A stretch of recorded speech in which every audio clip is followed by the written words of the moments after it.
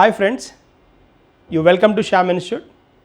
We will discuss today's current affairs.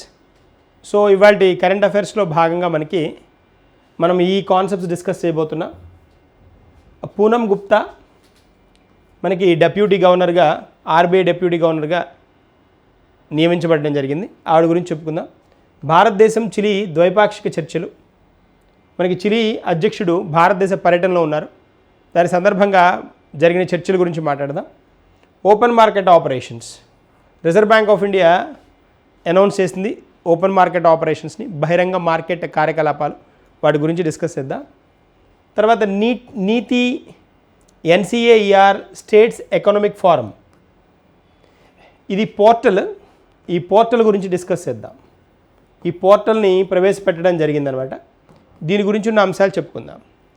తర్వాత సంగమ రాజవంశం యొక్క రాగి ఫలకలు కర్ణాటకలో దొరికాయి, వాటి గురించి చెప్పుకుందాం. తారీఖ్ పే జస్టిస్ పుస్తకం, ఈ బుక్ స్పెషాలిటీ ఏంటి అనేది చూద్దాం. వాల్ కిల్మర్, ఈయన ప్రముఖ నటుడు, హాలీవుడ్ నటుడు, మరణించడం జరిగింది. ఆయన గురించి చెప్పుకుందాం. ఇవి మనకి ఈరోజు అంశాలు. వన్ బై వన్ డిస్కస్ చేస్తూ వెళ్దాం. మొదటిగా ఫస్ట్ చూడండి, భారతదేశం చిలీ ద్వైపాక్షిక చర్చలు, బైలాటరల్ డిస్కషన్స్ అనమాట. బైలాటరల్ అంటాం, ద్వైపాక్షిక అంటే బైలాటరల్ అనమాట. సో ఇక్కడ చిలీ అనేది మనకి ఎప్పటి నుంచో చిలీ అనేది సౌత్ అమెరికన్ నేషన్ అనమాట, అంటే దక్షిణ అమెరికా దేశం. ఇక్కడ దీనికి సంబంధించిన ప్రెసిడెంట్ ఎవరైతే ఉన్నారో, చిలీ ప్రెసిడెంట్ ఎవరైతే ఉన్నారో గ్యాబ్రియల్ కదా, గ్యాబ్రియల్ బోరిక్ ఫాంట్. ఈయన భారతదేశానికి విజిట్కి వచ్చారనమాట. ఏప్రిల్ 1 నుంచి 5 వరకు ఈయన భారతదేశంలో పర్యటిస్తారు. ఈ సందర్భంగా మనకి చిలీ దేశంతో చర్చలు, ద్వైపాక్షిక చర్చలు జరిగాయన్నమాట. సో వాటిలో అంటే స్పెషల్ థింగ్ ఏంటి అని అంటే, భారతదేశానికి చిలీకి దౌత్య సంబంధాలు 76 సంవత్సరాల దౌత్య సంబంధాలు నిండాయన్నమాట. చాలా స్పెషల్ కదా, 76 సంవత్సరాలు అంటే మనకి స్వాతంత్రం వచ్చిన తర్వాత నుంచి దాదాపుగా మనం వీళ్ళతోటి దౌత్య సంబంధాలు కొనసాగిస్తున్నామన్నమాట. అలాంటి అంశం కాబట్టి ప్రముఖమైంది. 75 సంవత్సరాలు నిండాయని చైనా గురించి చెప్పుకున్నాం మనం. చైనా భారత్ యొక్క ద్వైపాక్షిక సంబంధాలు 75 సంవత్సరాలు నిండాయి. ఇది 76 సంవత్సరాలు చిలీతో అనమాట. అది పాయింట్. అయితే ఇంకా కొన్ని ఎడిషనల్ పాయింట్స్ కనుక మనం చూస్తే, ఎడిషనల్ థింగ్స్ కనుక అబ్జర్వ్ చేస్తే, సాంస్కృతిక మార్పిడి అంటే మనకి కల్చరల్ ఎక్స్చేంజ్ మీద ఫోకస్ చేస్తున్నాం. ఏది చిలీతోటి మనకు జరుగుతున్న ద్వైపాక్షిక చర్చల్లో మనం ఫోకస్ చేస్తుంది ఏంటి అంటే సాంస్కృతిక మార్పిడి ఒకటి. తర్వాత చిలీ మనం అబ్జర్వ్ చేస్తే నవంబర్ 4ని వాళ్ళ దేశంలో చిలీలో నవంబర్ 4ని యోగా డేగా అనౌన్స్ చేశారు. అంటే భారతదేశానికి ఎంత ప్రాముఖ్యత ఇస్తున్నారు అనేది మనం ఆలోచించవచ్చు. నవంబర్ 4 చిలీలో యోగా డేగా అనౌన్స్ చేశారు. తర్వాత విపత్తు నిర్వహణ గురించి కూడా అనమాట. అంటే డిజాస్టర్స్ వస్తాయి కదా, డిజాస్టర్ మేనేజ్మెంట్ గురించి కూడా మనం డిస్కస్ చేస్తున్నాం, విపత్తు నిర్వహణ మేనేజ్మెంట్ గురించి. తర్వాత కాపర్ కోఆపరేషన్, ఎందుకంటే కాపర్ రిజర్వ్స్ బాగా ఎక్కువగా ఉన్న దేశం చిలీ అనమాట. సో కాపర్ని అక్కడికి మనకు తక్కువ కాస్ట్ నుంచి తెచ్చుకోవడానికి దాంతో సంబంధాలు మెరుగుపరుచుకుంటున్నా. తర్వాత సమగ్ర ఆర్థిక భాగస్వామ్య ఒప్పందం కూడా కుదుర్చుకున్నాం అనమాట. సమగ్ర ఆర్థిక భాగస్వామ్య ఒప్పందం, comprehensive economic partnership agreement, CEPA అంటారు. సమగ్ర ఆర్థిక భాగస్వామ్య ఒప్పందం, ఓకేనా. అది చిలీతో మనం కుదుర్చుకున్నాం. ఒకసారి అట్ ఎ గ్లాన్స్ వద్దాం. ఎవరు విజిట్కి వచ్చారు? చిలీ అధ్యక్షుడు ఎవరతను? Gabriel Boric Font. రాష్ట్రపతి, ప్రధానమంత్రి కూడా గుర్తుండాలి క్లియర్గా. సో రాష్ట్రపతి వచ్చారు. తర్వాత ఇక్కడ వీటి మీద అంటే మనకి ప్రత్యేకత ఏంటి, ఈ పర్టికులర్ పర్యటన యొక్క ప్రత్యేకత అంటే 76 సంవత్సరాలు మనతోటి దౌత్య సంబంధాలు జరుగుతున్న సందర్భంగా ఆయన భారతదేశాన్ని సందర్శించడం జరిగిందనమాట. ఈ సందర్భంగా మనం సాంస్కృతిక పరమైన మార్పిడి, తర్వాత పోతే నెక్స్ట్ ఇంకొక పాయింట్ కింద మనం రాగి సహకారాన్ని మనం వాళ్ళ నుంచి పొందుతున్నాం. తర్వాత విపత్తు నిర్వహణ గురం మీద కూడా ఫోకస్ చేస్తున్నాం. దాంతోపాటు సమగ్ర ఆర్థిక భాగస్వామ్య ఒప్పందం కూడా కుదుర్చుకున్నాం అనమాట. సిఈపిఏ చాలా ఇంపార్టెంట్. సిఈపిఏ, సిఈసిఏ అని రెండు ఉంటాయి. ఇది సిఈపిఏ అగ్రిమెంట్ అనమాట. కాంప్రహెన్సివ్ ఎకనామిక్ పార్ట్నర్షిప్ అగ్రిమెంట్ ఒకటి, కాంప్రహెన్సివ్ ఎకనామిక్ కోఆపరేషన్ అగ్రిమెంట్ ఒకటి. ఇది సిఈపిఏ అనమాట, భాగస్వామ్య ఒప్పందం అనమాట. సో ఎవరితోటి? చిలీతోటి. ఇంకా స్పెషల్ థింగ్ ఏంటి, November 4th వాళ్ళ దేశంలో యోగా డేగా కూడా అనౌన్స్ చేశారు. క్రింది వానిలో క్వశ్చన్ ఎలా ఫ్రేమ్ చేయొచ్చు మనకి, క్రింది వానిలో ఏ దక్షిణ అమెరికా దేశం November 4th యోగా డేగా ప్రతిపాదించింది లేదా అనౌన్స్ చేసింది అని అడుగుతాడు. That is Chile. Agreed, that's a point. Next వన్కి వెళ్దాం. ఓపెన్ మార్కెట్ ఆపరేషన్స్ వార్తల్లో ఉన్నాయి. బహిరంగ మార్కెట్ కార్యకలాపాలు అంటారు వీటిని. జనరల్గా వీటిని ప్రభుత్వం తరఫున, గవర్నమెంట్ తరపున ఎవరు చేస్తారు అంటే రిజర్వ్ బ్యాంక్ ఆఫ్ ఇండియా చేస్తుంది. గవర్నమెంట్ తరఫున రిజర్వ్ బ్యాంక్ ఆఫ్ ఇండియా ఈ ఓపెన్ మార్కెట్ ఆపరేషన్స్ చేస్తుంది అనమాట. ఓపెన్ మార్కెట్ ఆపరేషన్స్ అంటే ఏంటి అంటే బహిరంగంగా గవర్నమెంట్ బాండ్లని అమ్మడం కొనడం చేసే ప్రక్రియని బహిరంగ మార్కెట్ కార్యకలాపాలు అంటారు. వాటినే ఇంగ్లీష్లో ఓపెన్ మార్కెట్ ఆపరేషన్స్ అంటాం. అంటే ప్రభుత్వ బాండ్లు ఏవైతే ఉంటాయో వాటిని అమ్మడం కొనడం చేసే ప్రక్రియనే మనం బహిరంగ మార్కెట్ కార్యకలాపాలు అంటాం. జనరల్గా ఇప్పుడు అమ్మడం వల్ల ఒక కండిషన్ ఉంటుంది, కొనడం వల్ల ఒక కండిషన్ ఉంటుంది. అంటే ఇప్పుడు ద్రవ్య సప్లై కనుక ఎక్కువ చేయాలి అనుకున్నారనుకోండి, అంటే మార్కెట్లో ద్రవ్య సప్లైని పెంచాలి అనుకున్నారనుకోండి, ద్రవ్య సప్లై పెరిగిందనుకోండి ఏమవుతుంది, ఇండస్ట్రీస్ అలాంటివన్నీ ఏం చేస్తాయంటే వాటికి డబ్బులు దొరుకుతాయి కాబట్టి ఆ డబ్బులతోటి మనకి అంకుర కంపెనీలు కానీ ఇండస్ట్రీస్ కానీ పరిశ్రమలు కానీ స్టార్ట్ అయ్యి ఈ అమౌంట్ని రొటేట్ చేసే పరిస్థితి నడుస్తుంది. ఒకవేళ ద్రవ్య సప్లైని తగ్గించాలి అనుకున్నారనుకోండి, ద్రవ్య సప్లై ఎందుకు తగ్గించాలి అని అంటే ద్రవ్య సప్లై తగ్గించాల్సిన అవసరం ఏమవుతుందంటే ఇన్ఫ్లేషన్ లాంటి ద్రవ్యోల్బణం లాంటివి వచ్చినప్పుడు సప్లై తగ్గించుకోవాల్సిన అవసరం వస్తుంది. అప్పుడు ఏం చేస్తారు, ద్రవ్య సప్లై తగ్గించాలి అని అంటే ఇందాక ఏం చేసాము, ఇందాక గవర్నమెంట్ బాండ్లని అమ్మారు కదా, ఇప్పుడు కొంటారు. ఇట్లాగనమాట అమ్మడం కొనడం చేయడం. గవర్నమెంట్ బాండ్లు ఏవైతే ప్రభుత్వ బాండ్లు ఏవైతే ఉంటాయో వాటిని అమ్మడం కొనడం చేసే ప్రక్రియనే మనం ఓపెన్ మార్కెట్ ఆపరేషన్స్ అంటాం. ఇక్కడ ఏం జరిగింది అంటే 80,000 కోట్ల రూపాయల వర్తున్న ప్రభుత్వ బాండ్లని మార్కెట్లోకి విడిచిపెట్టడం జరిగిందనమాట, రిలీజ్ చేయడం జరిగిందనమాట. ఎవరు? Reserve bank of India. ఎవరి తరఫున? గవర్నమెంట్, ప్రభుత్వం తరఫున అనమాట. అది మనకి వార్తల్లో ఉంది. ప్రభుత్వ బాండ్లు కనుక కొనడం కనుక జరిగితే, అంటే బాండ్లని వెనక్కి కనుక తీసేసుకుంది అనుకోండి, బాండ్లను వెనక్కి తీసేసుకుంది అని అంటే ఇప్పుడు ఏం చేయాలి, ఆర్బీఐ డబ్బులు ఇవ్వాల్సి వస్తుంది. దీనిలో ఎవరెవరైతే పెట్టుబడి పెడతారో వాళ్ళకి డబ్బులు ఇచ్చేయాల్సి వస్తుంది. మరి డబ్బులు ఇచ్చినప్పుడు ఏమవుతాయి, ఆ ద్రవ్య సప్లై ఏమవుతుందంటే పెరుగుతుంది. మార్కెట్లోకి ఆ డబ్బులు వెళ్తాయి కాబట్టి ద్రవ్య సప్లై పెరుగుతుంది. Simple point. అదే కనుక ప్రభుత్వ బాండ్లను కనుక అమ్మితే, బాండ్లు అమ్మింది అనుకోండి, ఆ బాండ్లలో పెట్టుబడి పెడతారు కాబట్టి వాళ్ళ దగ్గర ద్రవ్యం ఉండదు, ద్రవ్య సప్లై తగ్గుతుంది. That is a point. Simple one, ఇది గుర్తుంచుకోవచ్చు సింపుల్గా. ఎన్ని వేల కోట్లు అంటే 80,000 కోట్లు ఓపెన్ మార్కెట్ ఆపరేషన్స్ అనమాట. ఎవరు చేస్తారు open market ఆపరేషన్స్ని?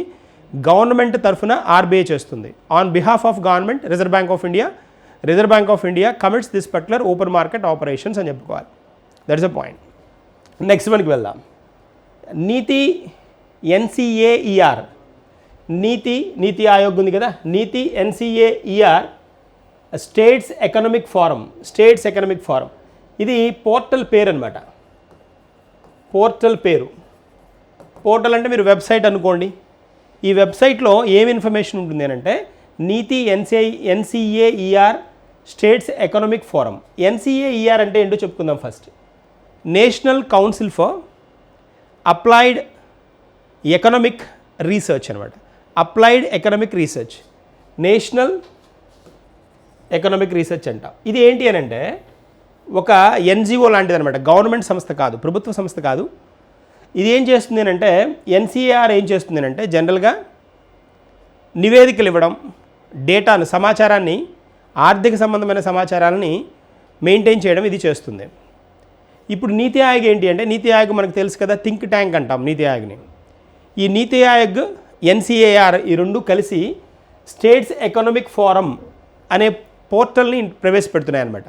State economic forum అనే పోర్టల్ని ప్రవేశపెడుతున్నాయి.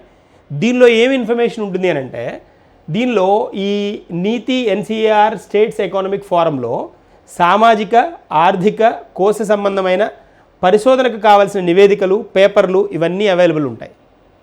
దాదాపుగా మనకి 1990 నుంచి 91 నుండి 2022-23 దాకా ఉన్న ఈ డేటా అంతా మనకి అవైలబుల్గా ఉంచుతున్నారనమాట. దాన్నే రిపాజిటరీ అంటారు.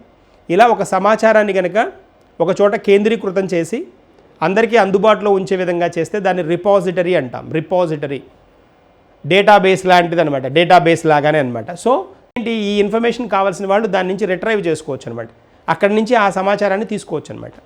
That is a point. So NITI NCAER platform కదా, NCAER a platform, states economy platform, states economy platform అనమాట. దీనిలో సామాజిక ఆర్థిక కోశ సంబంధమైన అంటే ఫిజికల్ అనమాట, అంటే ఒక ఫైనాన్షియల్ ఇయర్కి సంబంధించిన పరిశోధనకు కావలసిన నివేదికలు పేపర్లు వీటన్నిటిని అందుబాటులో ఉంచుతున్నాం ఈ పోర్టల్లో అని చెప్తున్నారు, ఈ పోర్టల్లో అనమాట.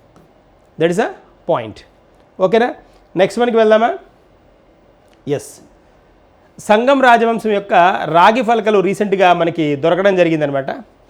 సంగం రాజవంశం యొక్క రాగి ఫలకలు కన్నడ సంస్కృత భాషల్లో రాయబడి ఉన్న ఈ రాగి ఫలకలు దొరికాయి అన్నమాట. ఎక్కడ దొరికాయి మనకి అంటే కర్ణాటకలో అనమాట.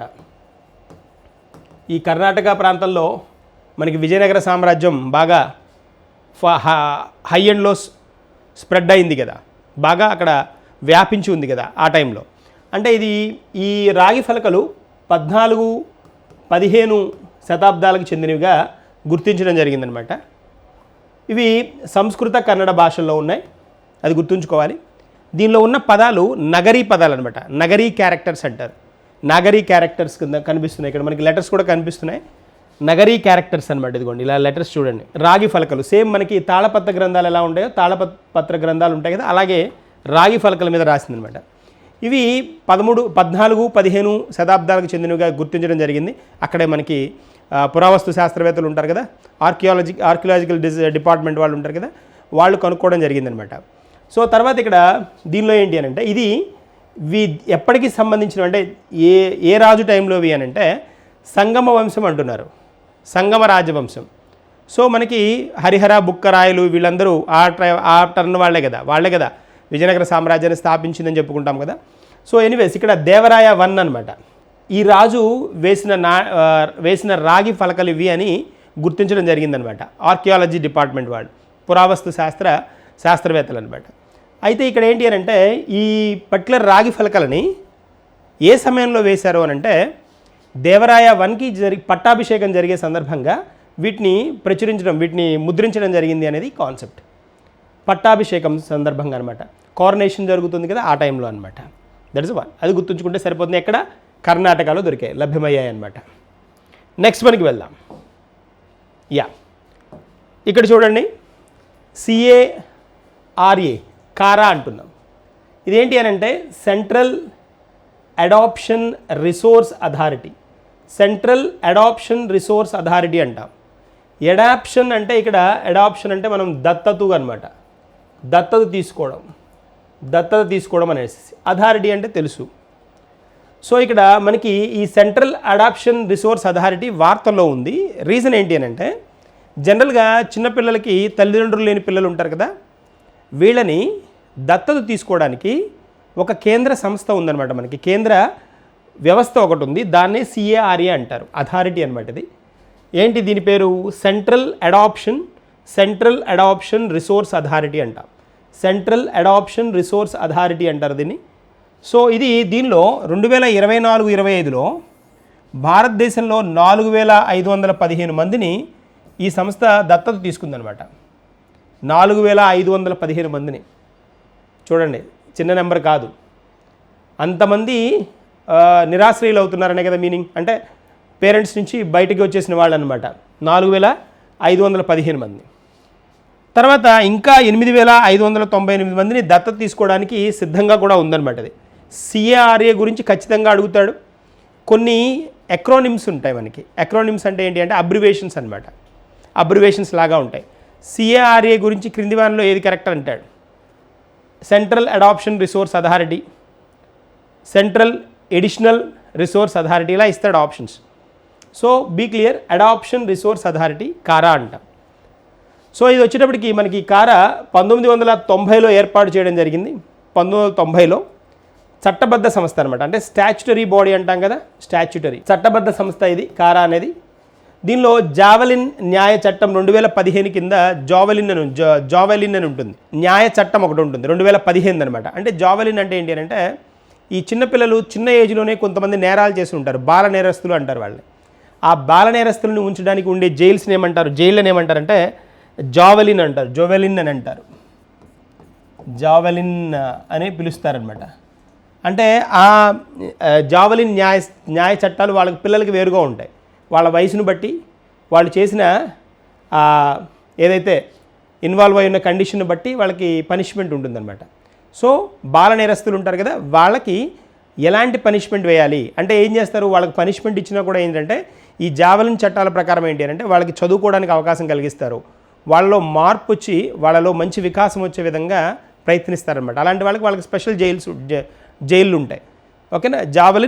జావెలిన్ న్యాయ చట్టం 2015 ప్రకారం దీన్ని ఇంట్రడ్యూస్ చేయడం జరిగిందనమాట. కారాన్ని ఇంట్రడ్యూస్ చేయడం, ప్రవేశపెట్టడం జరిగింది. సో ఇప్పుడు ఒకసారి కనుక అబ్జర్వ్ చేస్తే సెంట్రల్ అడాప్షన్ రిసోర్స్ అథారిటీ అంటున్నాం. 1990లో స్థాపించారు. ఇది చట్టబద్ధ సంస్థ అనమాట. పిల్లలు ఎవరైతే అనాథలు ఉంటారో వాళ్ళని దత్తత తీసుకునే ఒక సంస్థ, అథారిటీ ఇది. దాదాపుగా 4515 మందిని 2024-25లో దత్తత తీసుకోవడం జరిగింది. ఇంకా 8598 మందిని తీసుకోవడానికి రెడీగా సంసిద్ధంగా ఉండడం మనం చెప్పుకున్నాం అనమాట. సో ఇది మనకి సెంట్రల్ అడాప్షన్ రిసోర్స్ అథారిటీ గురించి ఉన్న సమాచారం. అగ్రీ. నెక్స్ట్ మనకి వెళ్దాం. ఎస్, తైవాన్ జలసంధి, తైవాన్ స్ట్రెయిట్ అంటాం. ఇది చాలా ఇంపార్టెంట్, వార్తల్లో ఉన్న అంశం ఇది. తైవాన్ మనకు తెలుసు కదా, ఈ చైనా పక్కనే ఉంటుంది. చైనా ఎప్పుడు నాదే అని చెప్తూ ఉంటుంది భూభాగాన్ని. ఇదిగోండి, ఇది తైవాన్. ఇక్కడ కనిపిస్తుంది కదా, ఈ లేయర్ కనిపిస్తుంది కదా, ఇది తైవాన్. ఈ చైనాని తైవాన్ని మనకి డివైడ్ చేస్తూ ఇక్కడ ఇది ఈస్ట్ చైనా సీ అనమాట. అంటే ఈస్ట్ చైనా సముద్రం అనమాట. ఇది మొత్తం ఈ బ్లూ కలర్లో ఉందంతా. ఇక్కడ గమనించండి, దీనిలో ఇది జలసంధి అనమాట. చైనాని తైవాన్ని డివైడ్ చేస్తున్న తైవాన్ స్ట్రెయిట్ అంటారు దీన్ని. This is called Taiwan strait జలసంధి అనమాట. ఈ రెండు భూభాగాలని డివైడ్ చేస్తున్న ఒక జలసంధి అనమాట. సో ఇక్కడ చైనా ఒక కొత్త మిలిటరీ డ్రిల్ని స్టార్ట్ చేసిందనమాట. మిలిట్స్ని తయారు చేస్తోంది. ఎవరు? చైనా అనమాట. ఇక్కడ ఈ భాగంలో, అంటే ఈ తైవాన్కి దీనికి మధ్యలో ఉన్న ఈ భూభాగంలో ఏం చేస్తోంది అని అంటే సైనిక విన్యాసాలని చేస్తోంది అనమాట. సైనిక విన్యాసాలు ఏవి అని అంటే అక్కడ ఆ జలసంధి దగ్గర చేస్తోంది. చైనా మరియు తైవాన్ మధ్య జరుగుతున్నాయి అనమాట. మిలిటరీ డ్రిల్స్ తైవాన్ జలసంధి దగ్గర జరుగుతున్నాయి. వాటికి ఇచ్చిన పేరేంటి అంటే స్ట్రెయిట్ థండర్ అనమాట. స్ట్రెయిట్ థండర్ ఇదనమాట పేరు. స్ట్రెయిట్ థండర్ దాని పేరు అనమాట. ఓకేనా. స్ట్రెయిట్ థండర్ అనేది ఈ రెండు దేశాల మధ్య, ఏ దేశాల మధ్య అని అడుగుతాడు. స్ట్రెయిట్ థండర్ అనేది చైనా తైవాన్ల మధ్య జరుగుతున్న మిలిటరీ డ్రిల్స్ కోసం ఇంట్రడ్యూస్ చేసిన పేరు అనమాట. ప్రవేశపెట్టిన నేమ్, ఇచ్చిన పేరు ఏమంటాం? Straight thunder 2025. ఏ దేశాల మధ్య? చైనా మరియు తైవాన్ల మధ్య. ఎక్కడ జరుగుతోంది? ఈస్ట్ చైనా సీ దగ్గర జరుగుతోంది. ఈస్ట్ చైనా సముద్రంలో ఎక్కడ? ఏ జలసంధి దగ్గర? తైవాన్ స్ట్రెయిట్ దగ్గర, ఆర్ తైవాన్ స్ట్రెయిట్ జలసంధి, తైవాన్ జలసంధి దగ్గర జరుగుతుంది అనమాట. That is a point. So important one, ఇది గుర్తుంచుకోవాల్సిందే. నెక్స్ట్ వన్కి వెళ్దాం. కామన్వెల్త్ సెక్రటరీ జనరల్ అయిన మొదటి ఆఫ్రికన్ మహిళ అనమాట మనకి. కామన్వెల్త్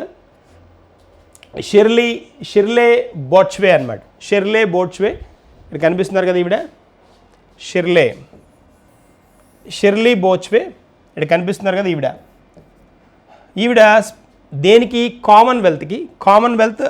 కామన్వెల్త్కి మొదటి ఆఫ్రికన్ మహిళ సెక్రటరీ జనరల్గా, సీజీగా, కామన్వెల్త్ సెక్రటరీ జనరల్గా జాయిన్ అయ్యారనమాట. కొత్త మహిళ, ఫస్ట్ మహిళ ఫ్రమ్ ఆఫ్రికన్ కాంటినెంట్ నుంచి, ఆఫ్రికా ఖండం నుంచి మొదటి మహిళ అనమాట.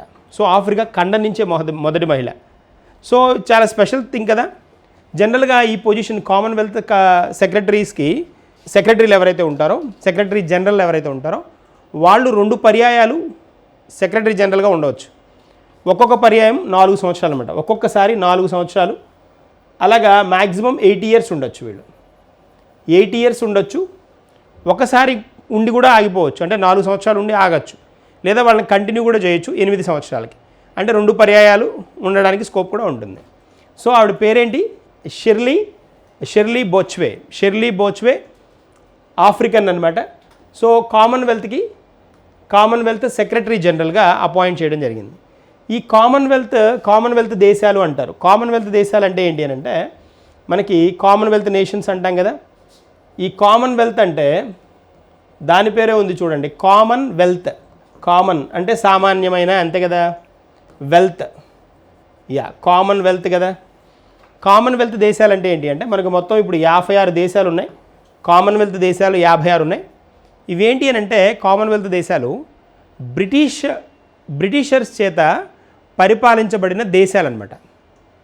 Commonwealth nations are the nations which were ruled by the britishers అంటాం. కామన్వెల్త్ దేశాలు బ్రిటిషర్స్ చేత పరిపాలింపబడిన దేశాలు. That is a point. So ఆ 56 దేశాలకి ఈవిడ కంపెనీ సెక్రటరీ, అంటే మనకి సెక్రటరీగా అనమాట, కామన్వెల్త్ సెక్రటరీ జనరల్గా ఈవిడ అపాయింట్ అయింది. ఈ దేశాలకే మళ్ళీ మనకి కామన్వెల్త్ గేమ్స్ అని జరుగుతాయి. కామన్వెల్త్ గేమ్స్, కామన్వెల్త్ నేషన్స్, చోగం అంటారు. Commonwealth heads of government meeting అని ఉంటాయి. ఈ 3 ఇంపార్టెంట్ పదాలు కామన్వెల్త్కి సంబంధించి. Commonwealth nations, Commonwealth games, Commonwealth heads of government meeting. ఇవి మనం సందర్భం వచ్చినప్పుడు ఈ సమ్మిట్ల గురించి చెప్పుకుందాం. అగ్రీడ్. తర్వాత నెక్స్ట్ వన్కి వెళ్దాం. చిరోబా పండగ, ఇది మనకి మన ఉగాది లాగానే ఉంటుందన్నమాట. సాజీబు చిరోబా అంటారు. సాజీబు చిరోబా ఇది మరి ఎక్కడ మనం అబ్జర్వ్ చేస్తామంటే, మనకి మణిపూర్లో దీన్ని మైతీ తెగ ఉన్నారు కదా, మైతీకి కుకీలకి మధ్య గొడవ జరిగిందని విన్న, మైతీలు కుకీలు, ఈ గ్రూప్స్ మధ్య ఫైట్ జరిగింది మణిపూర్లో అని విన్నాం కదా. అక్కడ ఆ రాష్ట్రంలోనే దీన్ని చిరోబా పండగ జరుపుకుంటారు. ఈ సంవత్సరం మార్చి 30న వచ్చింది ఇది. ఓకేనా, మనకు ఉగాది 31 వచ్చింది, వీళ్ళకి 30 ఈ చిరోబా వచ్చింది అనమాట. సాజీబు చిరోబా అనమాట. సో నెలలో మొదటి చంద్రుని రోజు, అంటే చంద్రుడు కనిపించిన మొదటి రోజు ఏదైతే ఉంటుందో ఆ రోజున ఏం చేస్తారు అని అంటే, నెలలో మొదటి రోజు దాన్ని వీళ్ళు ఏం చేస్తారు అని అంటే చిరోబా పండగగా సెలబ్రేట్ చేసుకుంటారు అనమాట. ఏ రాష్ట్రం ఇంపార్టెంట్? మణిపూర్. నెక్స్ట్ మనకి వెళ్దాం. ఏ తెగ వాళ్ళు? మైతీ తెగ. రెజ్లింగ్ ఛాంపియన్షిప్లో ఏషియన్ రెజ్లింగ్ ఛాంపియన్షిప్, ఆసియా రెజ్లింగ్ ఛాంపియన్షిప్, ఇది మనకి అమ్మాన్లో జరిగింది. జోర్డాన్లో జరిగింది అనమాట. అమ్మాన్ అనేది క్యాపిటల్ అనమాట, జోర్డాన్ యొక్క క్యాపిటల్. దీనిలో పథకాల పట్టిక కనుక మనం చూస్తే ఒకసారి, ఈ మెడల్స్ టాలీ కనుక మనం అబ్జర్వ్ చేస్తే, హయ్యెస్ట్ మెడల్ వచ్చిన దేశం ఏది అని అంటే ఇరాన్కి 17 మెడల్స్ వచ్చాయి. ఇది హయ్యెస్ట్ అనమాట. సెకండ్ పొజిషన్ జపాన్కి 21 వచ్చాయి. మరి దీనికి ఎక్కువ వచ్చాయి కదా అంటే, బట్ గోల్డ్ 8 వచ్చాయి జపాన్కి.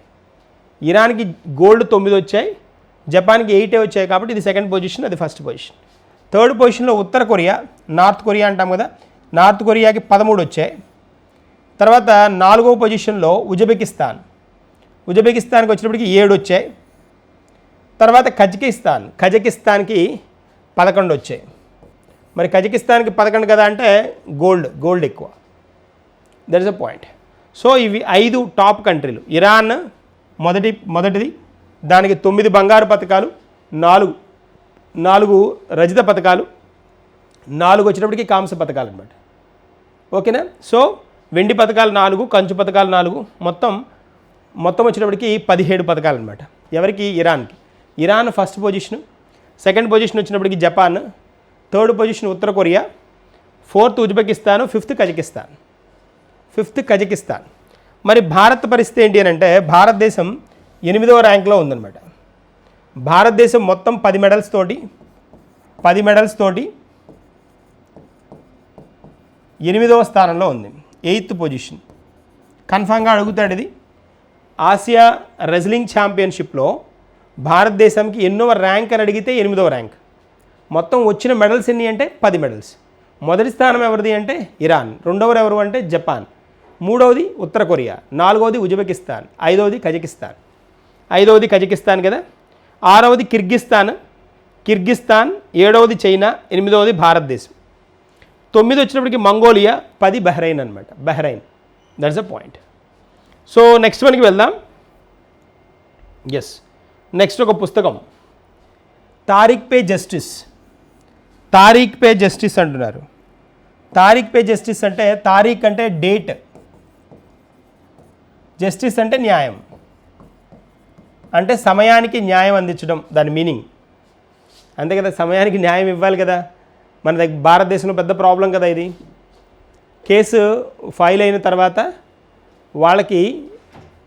వాళ్ళకి శిక్ష వేయడానికి వచ్చేటప్పటికి ఒక 10 ఏళ్ళలో, 15 ఏళ్ళలో, 20 ఏళ్ళలో పడుతుంది. అప్పటికి చాలా చేంజెస్ వస్తాయి కదా సమాజంలో. కాబట్టి తారీఖ్ పే జస్టిస్ అనే కొంచెం క్రిటిక్గా విమర్శిస్తూ రాసిన పుస్తకం అన్నమాట ఇది. భారతదేశంలో న్యాయ వ్యవస్థను కొంచెం విమర్శిస్తూ రాసిన పుస్తకం. సో ప్రశాంత్ రెడ్డి అండ్ చిత్రాక్షి జైన్ వీళ్ళు రాసిన పుస్తకం అనమాట. ప్రశాంత్ రెడ్డి అండ్ చిత్రాక్షి జైన్ వీళ్ళు రాసిన పుస్తకం ఇది, Tareekh Pe justice. That is one. తర్వాత వెళ్దాం, నెక్స్ట్ వన్కి వెళ్దాం. ఎక్సర్సైజ్ ఇనియోకాస్ అంటారు. ఇనియోకాస్ అనేది ఇది ఒక గ్రీక్ పదం అనమాట. ఇనియోకాస్ అనేది ఒక గ్రీక్ పదం. గ్రీకులో చారియటీస్ అంటారు. చారియటీర్స్ అంటే చారియట్ అంటే రథం అనమాట.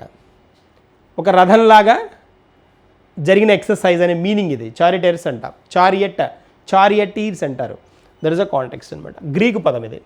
ఈ ఎక్సర్సైజ్ 15 దేశాలు పాల్గొన్నాయి దీనిలో. ఇనియోకాస్ దీన్ని ఇలా ప్రొనౌన్స్ చేయొచ్చు. ఇనియోకాస్ వ్యాయామం అని చెప్పుకోవచ్చు. దీనిలో 15 దేశాలు పాల్గొంటున్నాయి. ఇది 2 సంవత్సరాలకు ఒకసారి జరిగే బహుళ దేశాల వ్యాయామం అనమాట. ఎక్కువ దేశాలు, మల్టీ డైమెన్షనల్ అనమాట.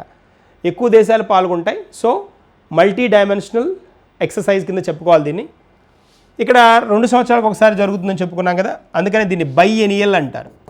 బైఎనియల్ అంటే 2 సంవత్సరాలకు ఒకసారి. ఓకేనా.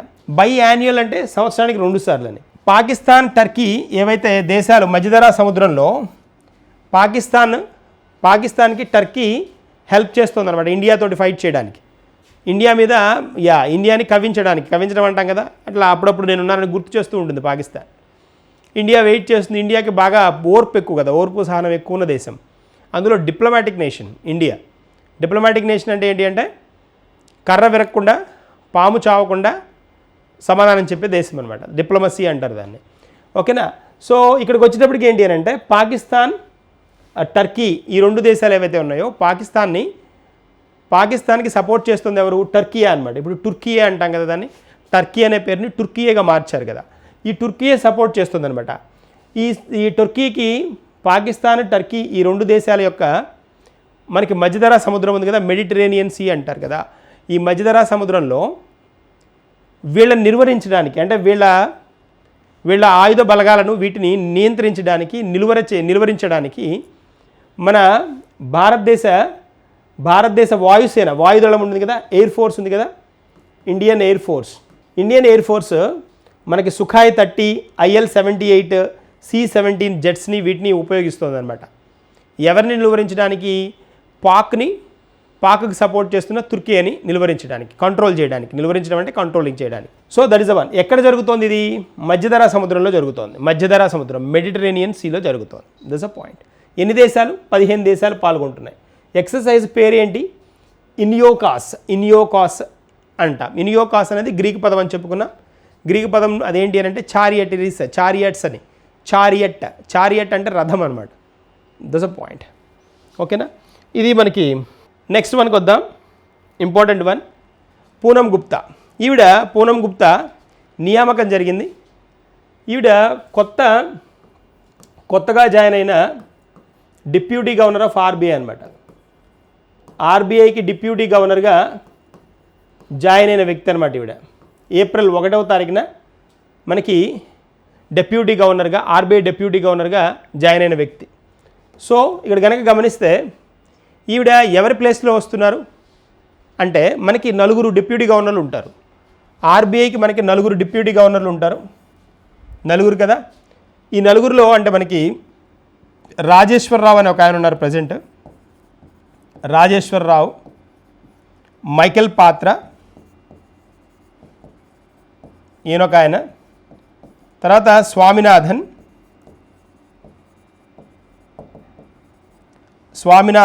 మైకేల్ పాత్ర, రాజేశ్వరరావు అండ్ రవిశంకర్. ఈ 4 మనకి డెప్యూటీ గవర్నర్లు ఆర్బీఐకి, reserve bank of India deputy గవర్నర్లు అనమాట వీళ్ళలో ఈ మైకేల్ పాత్ర అని ఉన్నారు చూడండి, ఈయన ప్లేస్లో ఈవిడ వస్తున్నారనమాట. ఆయన ప్లేస్ని రీప్లేస్ చేస్తున్నారు. ఎవరివిడ? పూనం గుప్తా. చాలా మంచి స్పెషల్ రికార్డు ఉన్నవాడు ఈవిడ. ఇందాక మనము ఎన్సీఏఆర్ అని చెప్పుకున్నాం, గుర్తుందా మీకు? National council for applied economic research చెప్పుకున్నాం చూడండి ఇందాక. ఎన్సీఏఆర్ అని ఇది ప్రభుత్వ సంస్థ కాదు అని చెప్పుకున్నాం కదా. ఈవిడ దానిలో వర్క్ చేశారనమాట. అంతకుముందు దానిలో వర్క్ చేసిన వ్యక్తి ఈవిడ. 1956లో స్థాపించబడిన ఎన్సీఏఆర్లో ఇది న్యూఢిల్లీలో ఉంది, దీని ప్రధాన కార్యాలయం. అక్కడ వర్క్ చేసిన వ్యక్తి అనమాట ఈవిడ.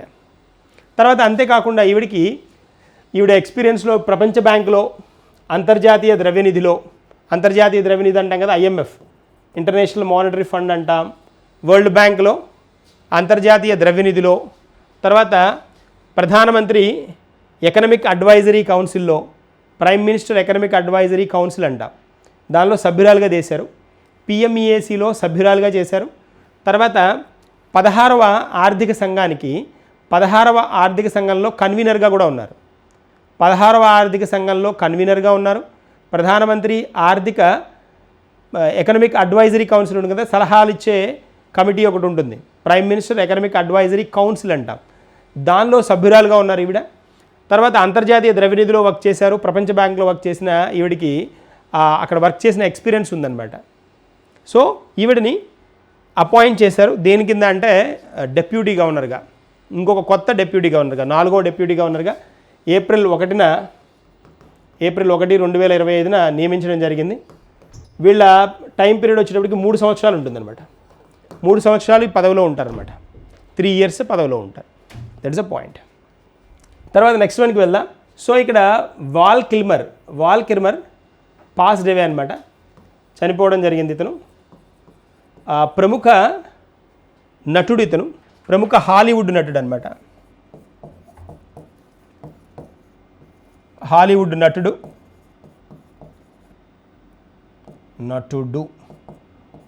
అంతే కదా, ప్రముఖ హాలీవుడ్ నటుడు. ఇతను మనకి బాగా ఫేమస్ దేనిలో అంటే బ్యాట్మెన్ సినిమాలు ఉంటాయి. బ్యాట్మెన్ హీరోగా ఉన్న సినిమాలు కొన్ని ఉంటాయి, బ్యాట్మెన్ అంటారు. చాలా ఫేమస్ మూవీ అనమాట ఇది బ్యాట్మెన్. ఈ బ్యాట్మెన్ క్యారెక్టర్స్ అన్ని ఇతనే వేశాడనమాట. ఇది ఫైనల్ ఏజ్లో, లాస్ట్ ఏజ్లో, యంగ్స్టర్గా ఉన్నప్పుడు అనమాట. సో ఈయన అమెరికాకు చెందిన సుప్రసిద్ధ నటుడు. బ్యాట్మెన్ మూవీ ద్వారా చాలా ఫేమస్ మంచి ఫేమ్ అండ్ నేమ్ తెచ్చుకున్న పర్సన్ అనమాట. ఈయన చనిపోవడం జరిగింది. మనకి క్వశ్చన్ కూడా అలానే అడుగుతాడు. వాల్ కిల్మర్ రీసెంట్గా మరణించారు. ఈయన ప్రముఖ నటుడా, వ్యాపారవేత్త, రాజకీయవేత్త, లేకపోతే ఇలాగా క్వశ్చన్లు రాయబారా, ఇలా అడుగుతాడు క్వశ్చన్స్. ఓకేనా? ఎవరైనా నటుడు, ప్రసిద్ధ నటుడు అనమాట. That is what. సో ఇది మనకి ఇవాల్టి కరెంట్ అఫైర్స్. నెక్స్ట్ సెషన్లో కలుద్దాం, ఇంకొన్ని కరెంట్ అఫైర్స్ డిస్కస్ చేద్దాం. Thank you and all the best.